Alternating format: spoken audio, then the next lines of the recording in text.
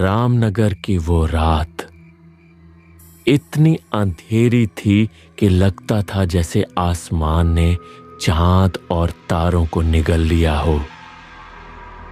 चारों तरफ सिर्फ सन्नाटा और ठंडी हवा की सरसराहट।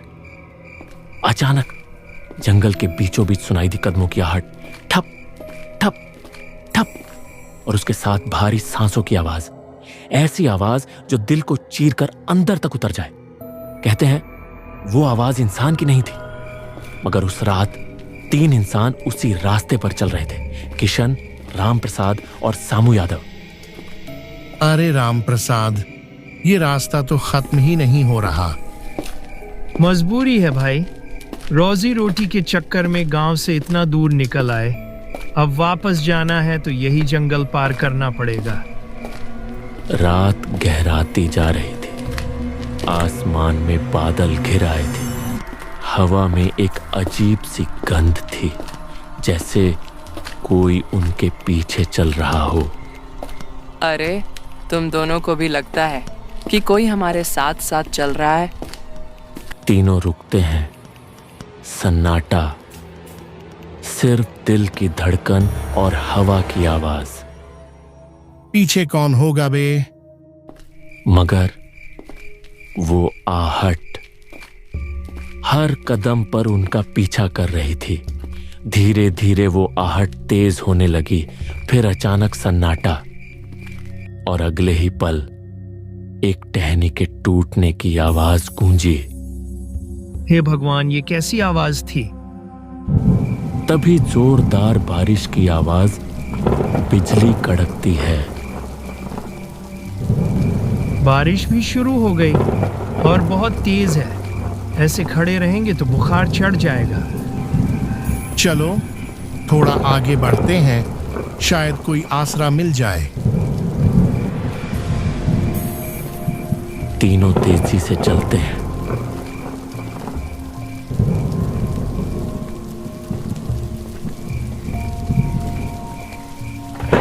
अरे उधर देखो, लगता है कोई चाय की दुकान है। हाँ भाई, चलो जल्दी। वो एक पुरानी लकड़ी की झोपड़ी थी, जिसके बाहर एक टूटी फूटी नेम प्लेट पर लिखा था, रामू काका की चाय। चारों तरफ वीरानी और बीच में वो दुकान, जैसे किसी और ही दुनिया की हो। तीनों अंदर जाते हैं। कपड़ों से पानी टपक रहा है। रामू काका रहस्यमयी आवाज में मुस्कुराते हुए, आओ बेटा आओ, भटक गए थे क्या? हाँ काका, बहुत तेज बारिश में फंस गए थे, थोड़ा आसरा चाहिए था। अरे तुम सही जगह आए हो। बैठो बैठो, एक एक कप चाय पिला दूं। मेरी चाय का स्वाद कभी नहीं भूलोगे। हाँ काका, पिला दो। रामू काका चाय बनाने लगता है। अरे तुझे नहीं लगता ये जगह कुछ अजीब है? हाँ, और ये काका भी। अचानक दुकान के पीछे से किसी के रोने की आवाज, बहुत धीमी लेकिन साफ सुनाई देती है। ये आवाज कहाँ से आ रही है? रामू काका पलटकर घूरता है। चाय ठंडी हो जाएगी बेटा, पहले ये पी लो, बाकी बातें बाद में करेंगे। बारिश रुकने का नाम नहीं ले रही थी। चारों तरफ सन्नाटा और बस तूफान की गड़गड़ाहट। किशन, राम प्रसाद और शामू रामू काका की छोटी सी दुकान में भीगे हुए बैठे थे। लालटेन की टिमटिमाती रोशनी में उनके चेहरे डर और थकान से भरे हुए थे। सब बैठे हैं, क्यों ना कुछ कहानियां हो जाएं? कहानियां? भूतों से डर लगता है क्या तुम लोगों को? तीनों के चेहरों पर एक पल को सन्नाटा। दुकान के बाहर बिजली चमकती है, कड़क की आवाज आती है। नहीं, हमें तो भूतों से डर नहीं लगता। हाँ, मुझे तो लगता है ये सब अंधविश्वास है। अच्छा, तो सुनो, आज मैं तुम्हें एक सच्ची कहानी सुनाता हूं, भूत की कहानी, और इसे सुनते सुनते तुम्हारी रात भी कट जाएगी। एक गांव में एक गरीब इंसान रहा करता था जिसका नाम था भोलानाथ। श्मशान घाट में उसकी एक चाय की दुकान थी, वहीं श्मशान का रखवाला भी था। अपने चाय के ठेले और श्मशान की रखवाली दोनों की जिम्मेदारी उसी पर थी। ऐसे ही एक रात सब बैठे बातें कर रहे थे। काका, ये श्मशान घाट थोड़ा अजीब सा नहीं है? आप यहां पर कितने साल से काम कर रहे हैं? बेटा, यहां मैं आज से नहीं, पूरे 20 साल से हूं। हाँ, माना जाता है ये श्मशान घाट अजीब है, पर अब आदत हो गई है। अच्छा, क्या यहां पर कोई रात में लाश लाता है? हाँ बेटा, इलाका है ना, जब किसी का आखिरी वक्त आता है उसे यहां लाते हैं। हमारा काम है अंतिम संस्कार करना। अच्छा, ये चाय की दुकान पहले कौन चलाता था? एक बूढ़ा आदमी चलाता था, उसकी मौत हो गई और अब इस काम के लिए तुम्हें रखा गया।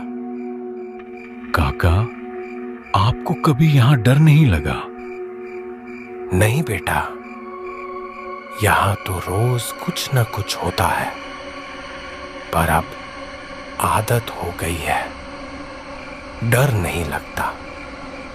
समय के साथ सब भुलाना पड़ता है, ये समझदारी का काम है।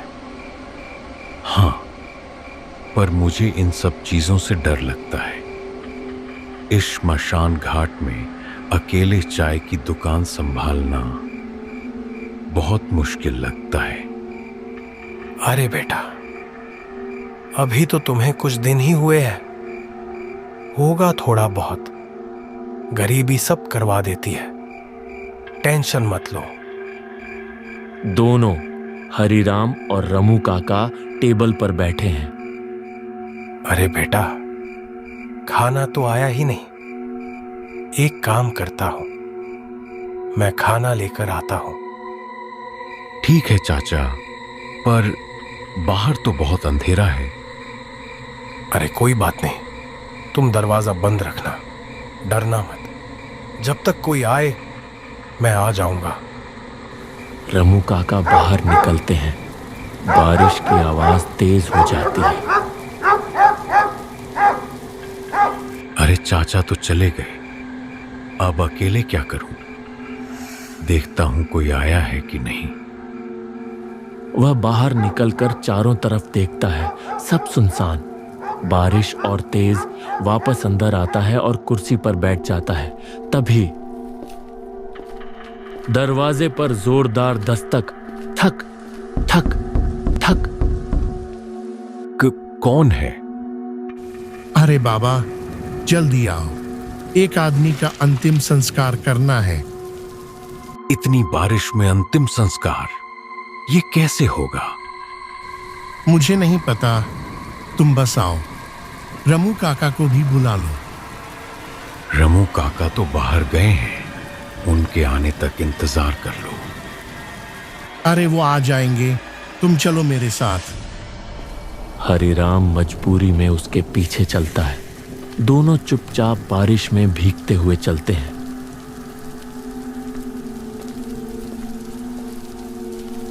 भाई साहब, ये अंतिम संस्कार कहाँ करना है? बस थोड़ी दूर आगे। कुछ देर बाद दोनों एक चिता के पास पहुंचते हैं। चारों तरफ अंधेरा, कोई नहीं है। अरे, यहां तो कोई नहीं है। अचानक हरिराम मुड़कर देखता है, अजनबी गायब। अरे अरे भाई साहब, आप कहां गए? मैं अकेला कैसे करूंगा अंतिम संस्कार? अचानक चिता का पर्दा हटता है। वहां वही अजनबी लाश बनकर पड़ा है। हे भगवान, नहीं, ये नहीं हो सकता। जो अभी मेरे सामने था वो कैसे मर गया? ये क्या देख लिया मैंने? वह बेतहाशा भागता है, बारिश में फिसलता गिरता अपनी चाय की दुकान तक पहुंचता है, खुद से बड़बड़ाता है। अचानक चाय की दुकान पर बिजली गिरने जैसी आवाज आती है। दुकान राख में बदल जाती है।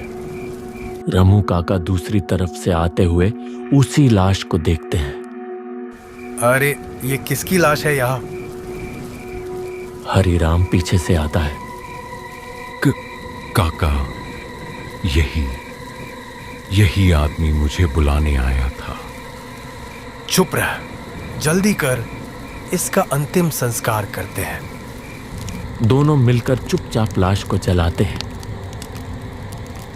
चलो खाना खा लेते हैं, मैंने खाना ले आया है। नहीं काका, अब आप ही खा लो। क्यों? और हाँ काका, आपकी चाय की दुकान पर कोई इंतजार कर रहा है। कौन है वो? काका, आप खुद जाकर देख लो कि वो कौन है। रमू काका भारी कदमों से चाय की दुकान की ओर बढ़ रहे थे। हर कदम के साथ सन्नाटा और गहरा होता जा रहा था और हवा में गूंज रही थी सिर्फ मौत की आहट।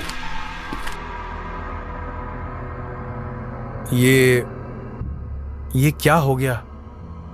दुकान तो टूट गई और जमीन पर हरिराम की निर्जीव देह पड़ी है। अरे हरिराम, तुम कैसे?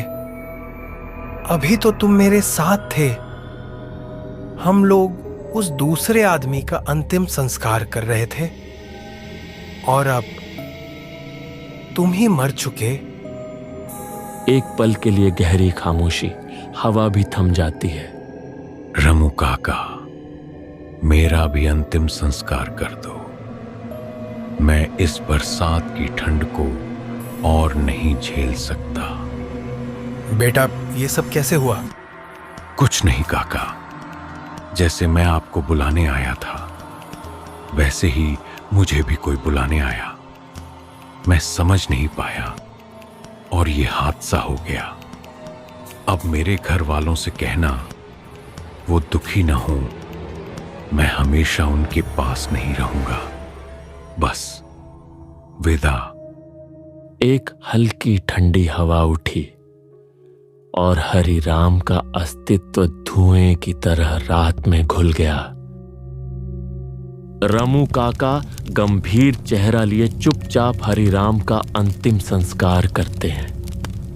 आग की लपटें उठती हैं, बारिश की नमी से धुआं अजीब आकृतियों में मुड़ता है।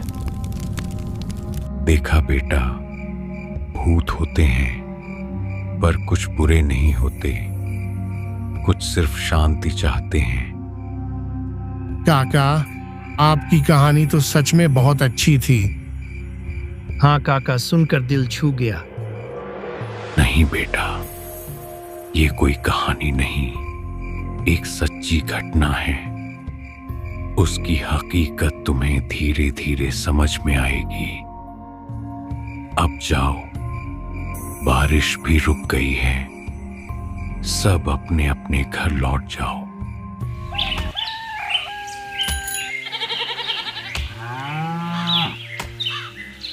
सुबह की हल्की रोशनी किशन, राम प्रसाद और श्यामू अपने सफर की मंजिल वाले कस्बे में पहुंचते हैं।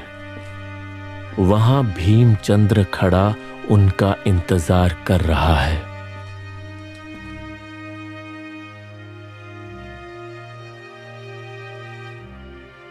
आओ आओ बच्चों, पहुंच गए तुम लोग। रात इतनी तेज बारिश थी, कहाँ ठहरे थे? हम लोग गांव से बाहर वाली एक चाय की दुकान पर थे। अच्छा, अच्छा, बढ़िया। ठीक हो ना सब? हाँ, हम ठीक हैं। तुम्हें पता है, उस चाय की दुकान वाला आदमी बरसों पहले मर चुका। तीनों एकदम सन्न। मतलब काका सच कह रहे थे? बहुत पहले की बात है, पर उसकी दुकान आज भी भटके मुसाफिरों को आसरा दे देती है। कुछ कहते हैं उसकी आत्मा किसी को नुकसान नहीं पहुंचाती, बस राह भूले को ठहरने की जगह देती है।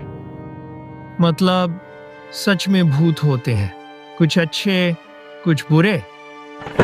कभी कभी जो जगह हमें तूफान से बचाती है वह सिर्फ जगह नहीं, एक अधूरी आत्मा की मौन करुणा भी होती है।